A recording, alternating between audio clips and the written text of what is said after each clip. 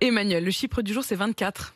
24 quoi? 24e. Ah, 24e. 24e, c'est le rang de la première ville française. Et je ne vous dis pas tout de suite laquelle c'est.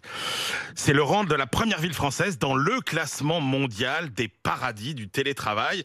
Classement mondial fait par Workmotion, qui est un spécialiste de l'emploi à distance, qui a pris les 80 plus grandes villes du monde et qui a élaboré, selon tout un tas de critères, ce classement pour savoir où est le paradis du télétravail. Alors, donc, les critères, c'est la facilité avec laquelle les entreprises peuvent recruter des télétravailleurs selon la législation locale. C'est le coût de la vie, ça veut dire le poids des impôts, le prix des logements, toutes les dépenses quotidiennes, la qualité de vie dans les villes, la sécurité, la pollution, etc. La qualité et la puissance des réseaux de communication, etc.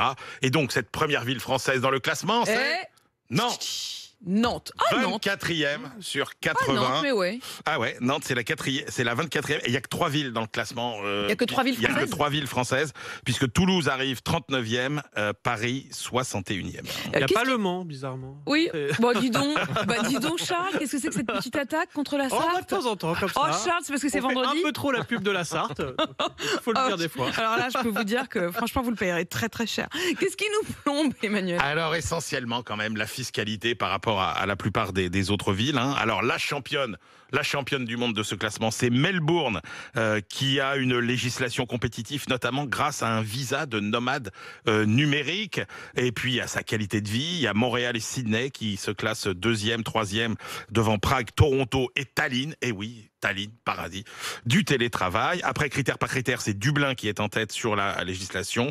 La ville où les habitants sont le plus heureux, c'est Copenhague, devant Berne et Wellington. Istanbul a les taux d'imposition les plus avantageux pour les télétravailleurs devant Lisbonne et Hong Kong. Et je ne peux pas résister à vous signaler la sortie d'un petit livre très drôle. Je vous le ferai de temps en temps. Allez-y, c'est votre petit livres. moment culture. Mais oui, très bon petit livre d'humour et de BD sur le télétravail par un dessinateur très sympa qui s'appelle Gabs. Je vous cite juste une de ses remarques. Le télétravail, moi, je considérais que c'était travailler autrement. Je ne croyais pas que c'était vivre chez moi autrement. Exactement. Et d'ailleurs, en fait, votre classement, je me dis parfois, c'est drôle que ce soit si incarné, alors que justement, le télétravail n'est plus incarné, enfin, n'est plus géographiquement situé. Et tout d'un coup, on nous dit quelles sont les villes. Oui, sauf que vous sortez quand même de chez vous pour faire des courses, pour vivre dans une ville où il y a une ambiance. Attendez, ne serait-ce que la qualité des infrastructures et des connexions Internet, c'est fondamental. Et quand on travaille chez soi... Et le prix des abonnements. Quand